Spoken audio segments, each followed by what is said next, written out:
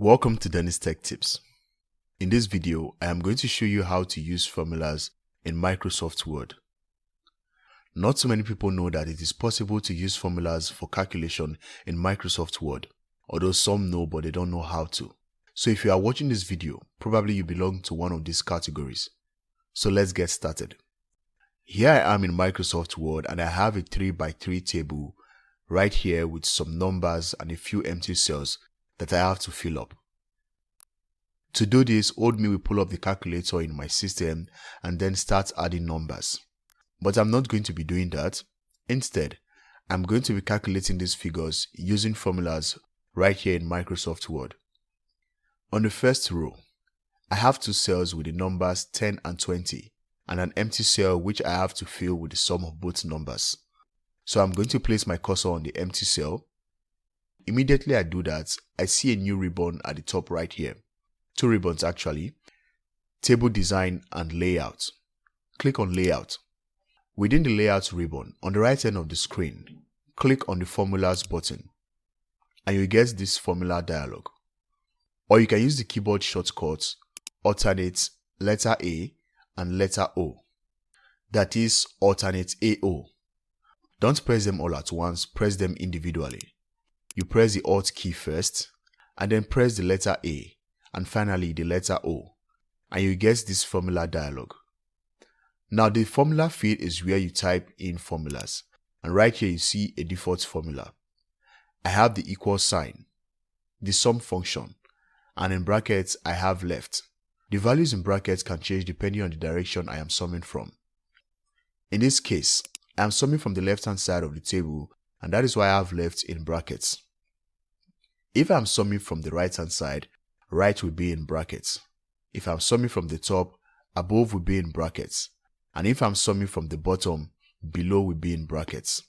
So it's left, left, right, right, top, above, bottom, below. I hope you get that. Next you have the number format.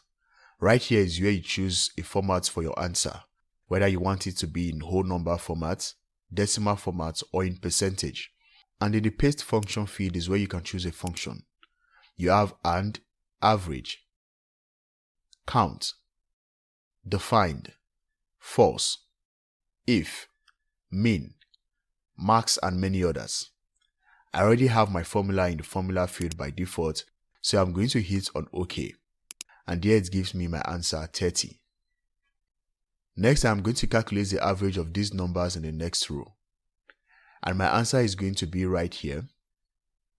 I'm going to click on the cell, open the layout ribbon, hit on the formula button, or just use the keyboard shortcut alternate AO.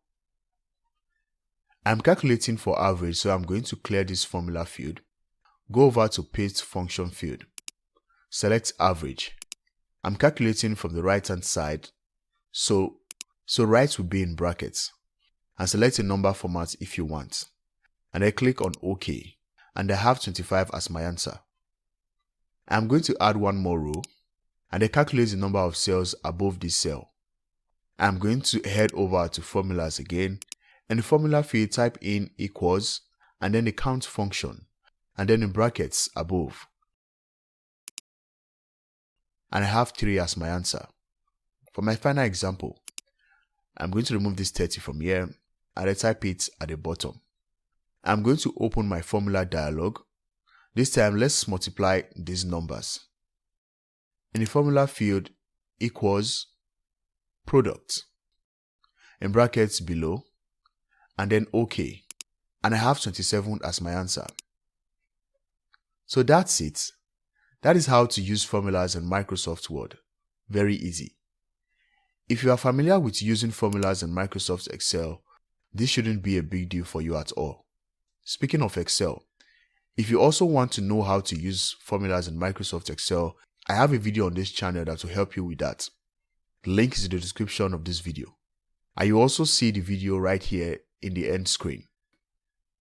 If you find this video helpful, please give it a like and subscribe to the channel to see more videos like this.